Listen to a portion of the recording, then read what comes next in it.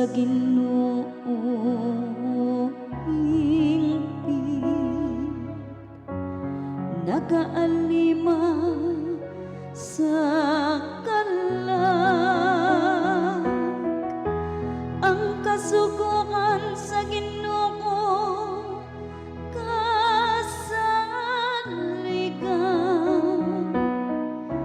nagahatag og kinaadman sa tawong ngayano. Ang imong mga puno, o Ginoo, Espiritu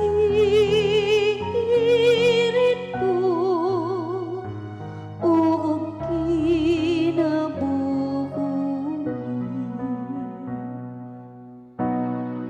mga kasuguan sa Ginoo matarong, nagahatag og kalipay sa kasing-kasing, ang sugo sa Ginoo matinaw, nagahatag og kahayag sa mata.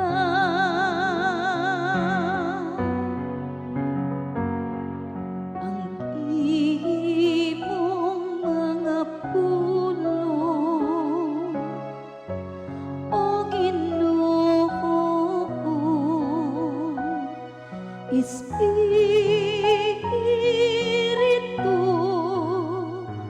o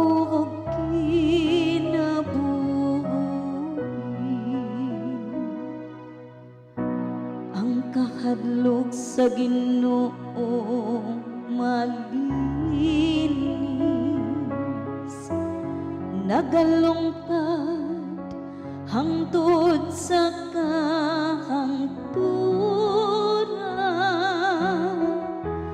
ang mga kasuguan sa Ginoo matuod,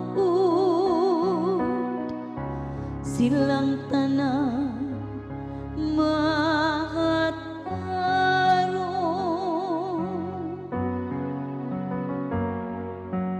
Ang imong mga puno, o Ginoo, Espiritu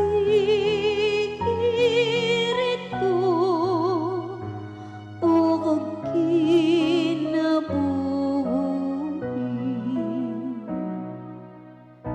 ang mga pulong sa atong bahay